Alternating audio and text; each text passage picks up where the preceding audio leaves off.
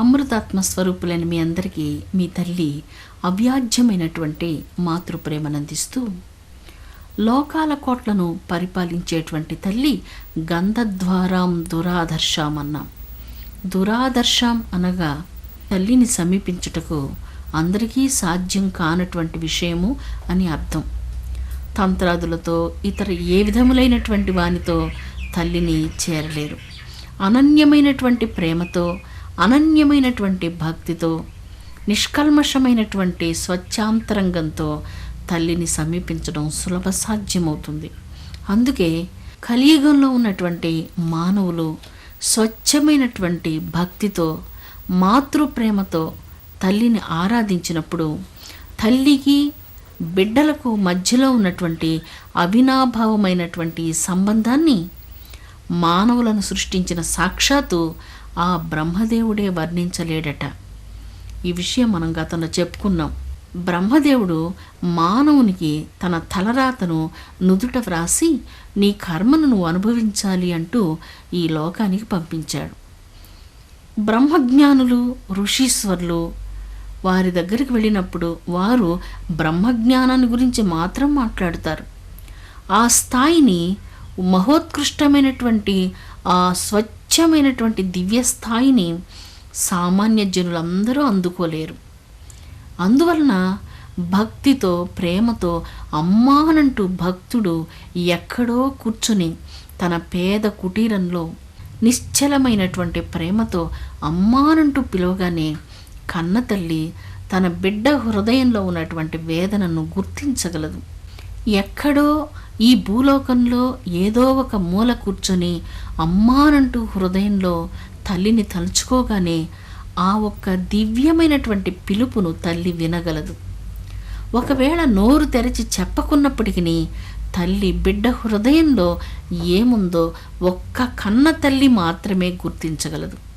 దీనిని బ్రహ్మ కానీ, బ్రహ్మజ్ఞానులు కానీ గుర్తించలేరు. బ్రహ్మజ్ఞానులకు, బ్రహ్మాదులకు జ్ఞానం, తత్వం ఈ విషయాలు మాత్రం తెలుసు. కానీ మాతృ హృదయంలో, కన్న తల్లి హృదయంలో ప్రేమ ఉంటుంది. ఆ ప్రేమతో తల్లి తన బిడ్డ అవసరాన్ని నోరు తెరిచి చెప్పకున్నప్పటికీ తల్లి మాత్రమే దీనిని గుర్తించగలదు. అందుచేతనే దేవి బిడ్డడు తన తల్లి ఉనికిని అతడు తన స్వచ్ఛమైనటువంటి ప్రేమతో గుర్తించగలడు. సర్వరూపమయీం దేవీం అన్నట్లుగా సర్వరూపాలలో ఉన్నటువంటి తల్లిని అతడు బాహ్యాభ్యంతరాలు యందు అనగా బాహ్యమునందు, అంతరంగమునందు సదా గుర్తించగలడు. తల్లి ఉనికిని అతడు దర్శించగలడు. తల్లి యొక్క రాకపోకలను అతడు గమనించగలడు. తల్లి యొక్క దివ్యమైనటువంటి వాత్సల్యాన్ని ఆ భక్తుడు నిరంతరం అనుభూతిని పొందుతూ ఉంటాడు. నిత్యము ఆ బ్రహ్మానంద సాగరంలో మునిగి తేలుతూ అతడు బ్రహ్మానంద సుఖాన్ని అనుభవిస్తూ ఉంటాడు. తల్లి బిడ్డల మధ్యలో ఉన్నటువంటి మధురాతి మధురమైనటువంటి ఈ బాంధవ్యము వారిద్దరికే తెలుసును. ఇది ఎవ్వరికీ అంతుపట్టనటువంటిది. అందుకే పోయిన వారం మనం చెప్పుకున్నాం, బ్రహ్మదేవుడు ఇలాగా చెప్తున్నాడు, హే జగదంబ, నేను చతుర్వేదాలను గురించి వర్ణించగలను, సహస్ర ఉపనిషత్తులను గురించి వివరించగలను, ధర్మము, రాజనీతి, అనేకానేకములైనటువంటి విషయాలను గురించి ఎంతో వివరాలను వివరించగలను. కానీ తల్లి, నిరంతరము నిన్ను పరమ భక్తితో సేవిస్తున్నటువంటి నీ భక్తుల యొక్క పవిత్రమైనటువంటి హృదయం యొక్క గొప్పతనాన్ని నేను వర్ణించలేను. పరమ పావనమైనటువంటి అంతరంగంతో నిరంతరము అమ్మానంటూ నిన్ను ధ్యానిస్తున్నటువంటి ఆ పరమ పావనమైనటువంటి భక్తుల యొక్క మహత్వము చతుర్వేదాల కంటే సర్వోత్కృష్టమైనటువంటిది. వారు పూరి గుడిసెలో నివసించినా, కటిక నేల మీద శయనించినా, భుజించుటకు కనీసం కొంత భోజనమైన వారికి లేకపోయినప్పటికీ అనన్యమైనటువంటి ప్రేమతో ఎక్కడో ఒక చిన్న పూరి కుటీరంలో నివసిస్తూ నిరంతరం నీ పావనమైనటువంటి చరణాంబుజాలను గురించి చింతించేటువంటి ఆ భక్తుల యొక్క గొప్పతనాన్ని నేను వివరించలేను. చతుర్వేదాలను నేను వివరించగలను, కానీ ఆ భక్త హృదయంలో ఉన్నటువంటి పావనమైనటువంటి ఆ భక్తి చతుర్వేదాల కన్నా సర్వోత్కృష్టమైనటువంటిది అంటూ బ్రహ్మ జగన్మాత వద్ద ఈ భూలోకంలో నిజమైనటువంటి భక్తితో అమ్మను ఎవరైతే సంసేవిస్తూ ఉన్నారో వారి భక్తి విశిష్టతను గురించి ఇలాగా వర్ణిస్తూ ఉన్నారు. మానవుని యొక్క సుకృత దుష్కృతాలనేటువంటి వాటిని బ్రహ్మ ప్రతి మానవుని యొక్క నుదుటి మీద వ్రాసి ఈ లోకానికి పంపించాడు. అయితే ఏదో ఒక చిన్న సుకృతం వలన జగన్మాతను ఈ జన్మలో ఈ కలియుగంలో ప్రార్థించినందువలన ధ్యానించినందువలన వారి సుకృతాలను పండించి జగన్మాత వారికి అనన్యమైనటువంటి విశిష్టమైనటువంటి భక్తిని ప్రసాదించింది. అందుకే వారి జీవితాలు పూర్తిగా మారిపోయాయి. బ్రహ్మ రాసిన తలరాతనే మార్చివేయగలిగినటువంటి శక్తి జగన్మాత అయినటువంటి ఆ శ్రీమన్నారాయణికే కదా ఉన్నది. అందుకే బ్రహ్మదేవుడు తల్లితో ఇలా అంటున్నాడు, అమ్మా, నీ భక్తుల యొక్క విశిష్టమైనటువంటి ప్రేమను గురించి, వారి విశిష్టమైనటువంటి భక్తిని గురించి నేను వర్ణించలేను. మాతృ ప్రేమకు మాతృ మమతకు గరిమ అయినటువంటి నిన్ను సేవించే నీ భక్తుల యొక్క నీడను సైతము నేను స్పృశించలేను తల్లి అంటున్నాడు బ్రహ్మ. అంతేకాదు అమ్మ జగజ్జనని, నిన్ను సేవించేటువంటి నీ భక్తులు నీవు మీరిరువురూ కలిసి ఒకటే. వాస్తవానికి రెండు రూపాలుగా గోచరిస్తున్నా నీవు వారి అంతరంగంలో దేదీప్యమానంగా ప్రకాశిస్తున్నందువలన నీవు నీ భక్తులు ఇరువురు ఒక్కటిగానే ఉన్నారు. జగదంబ, నిన్ను సేవించేటువంటి నీ భక్తులు నీవు రెండు వస్తువులుగా వాస్తవానికి గోచరిస్తున్నప్పటికీ మీరిరువురూ కలిసి ఒకే పరమ వస్తువు, ఒకే పరమతత్వము.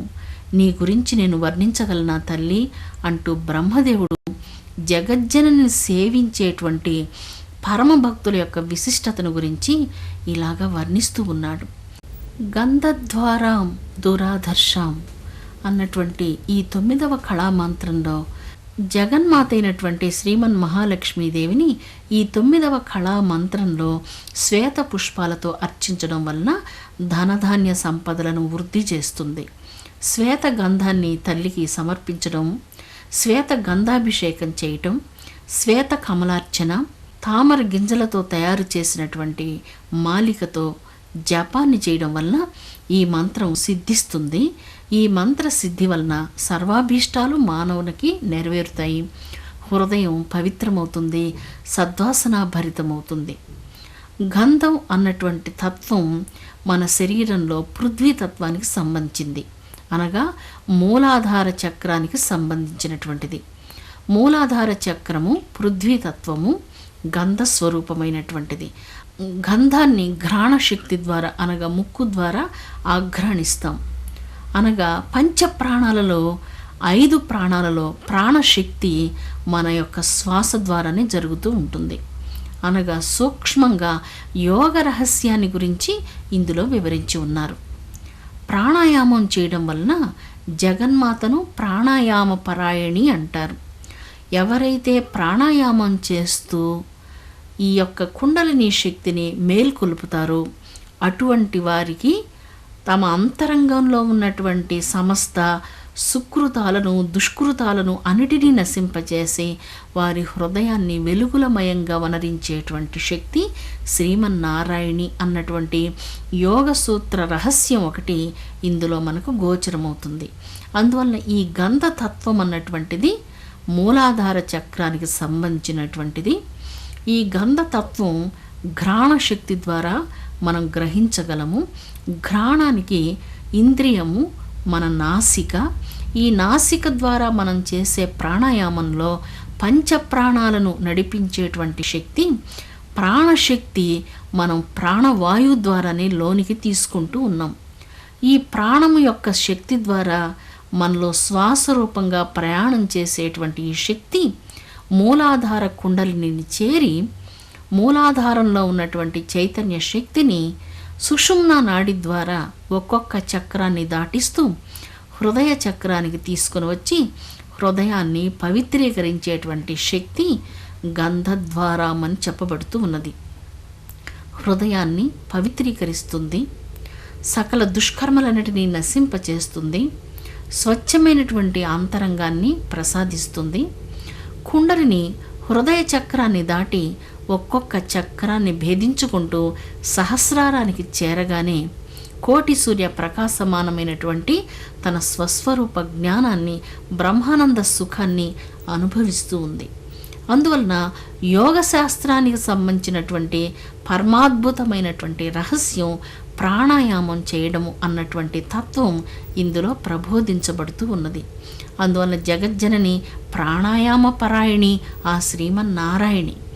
ప్రాణాయామం పారాయణం చేసేటువంటి వారికి, ప్రాణాయామాన్ని నిత్యకృత్యంగా చేసేటువంటి వారు, ప్రాణాయామం ద్వారా యోగ సాధన చేసేటువంటి వారికి జగన్మాత యొక్క దివ్యానుభూతి అతి శీఘ్రంగా లభిస్తుంది. దురాదర్శం అంటారు. కొంతమంది ఏవైనా చిట్కాల ద్వారా దైవాన్ని అనుభూతి పొందవచ్చునా అని అడుగుతూ ఉంటారు. అందుకే ఈ మంత్రంలో దురాదర్శం, జగన్మాత యొక్క అనుగ్రహాన్ని భక్తి తత్వం ద్వారానే పొందవలసి ఉంది. తంత్రాలు, చిట్కాలు వీటి ద్వారా ఆ దివ్య జనని యొక్క అనుభూతిని పొందడం చాలా కష్టమవుతుంది. అనన్య ప్రేమ ద్వారా, అనన్య మాతృభక్తి ద్వారా, అనన్యమైనటువంటి సేవా తత్పరత ద్వారా, ప్రాణాయామం ద్వారా, సాధన ద్వారా జగజ్జనని యొక్క దివ్య అనుగ్రహాన్ని అతి సులభంగా పొందగలం. జీవన సమరంలో సుఖం కానీ దుఃఖం కానీ శాశ్వతంగా అలాగే ఉండిపోవు. మనం నిరంతరం అజ్ఞానం అన్నటువంటి ఊబిలోనే తల్లి మనల్ని అలాగే ఉండనివ్వదు. వారిని అందులో నుంచి ఉద్ధరించే శక్తి కనుక దురాదర్శం, ఎవ్వరికీ పొందుటకు సాధ్యంగానటువంటి ఆ శక్తి నిశ్చలమైనటువంటి అనన్య భక్తికి సులభ సాధ్యంగా అందుబాటులోకి వచ్చి భక్త హృదయంతో కోటి కోటి వెన్నెలల యొక్క వెరువులను విరజిమ్ముతుంది. అందువల్లనే కోటి వీణియలు ఒక్కసారి మ్రోగితే ఎలా ఉంటుందో, కోటి చంద్రుల కాంతి ఒక్కసారి ఒలికితే ఎలా ఉంటుందో, మన హృదయం అంతా అటువంటి మధురాతి మధురమైనటువంటి ఓంకార నాదమయంగా, కోటాను కోట్ల వెన్నెలలో ఒక్కసారి ప్రకాశిస్తే ఎలా ఉంటుందో అలాంటి తేజోమయంగా ప్రకాశించేటువంటిది కనుక జగజ్జనని గంధద్వారాం దురాదర్శాం నిత్యపుష్టాం కరీషిణీం అంటారమ్మను. నిత్యపుష్టాం, పుష్టి రూపిణి, సుగంధిం పుష్టివర్ధనం అంటూ మృత్యుంజయ మంత్రంలో చెప్తాం కదా. మానవ జీవితానికి పుష్టిని, తుష్టిని ప్రసాదించేటువంటి తల్లి శ్రీమన్నారాయణి.